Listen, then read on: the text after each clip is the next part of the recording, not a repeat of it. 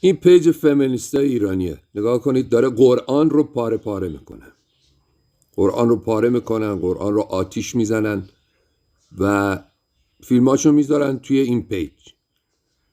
حالا بریم ببینیم که آیا این خانومی که در مسابقات صخره‌نوردی کشف حجاب کرد و بعد با یه حجاب خیلی مزخرف آقای وزیر ورزش ایشون رو تو دفترش پذیرفت، این پیج رو فالو داره یا نه؟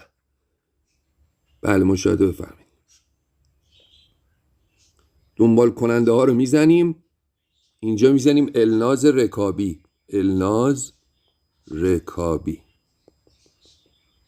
رکابی. بله، مشاهده میفرمایید خانومی که در مسابقات کشف حجاب کردن و پیجشون بعد از اینکه کشف حجاب کرد از فکر میکنم 20,000 فالوور الان رسیده به 400,000 فالوور.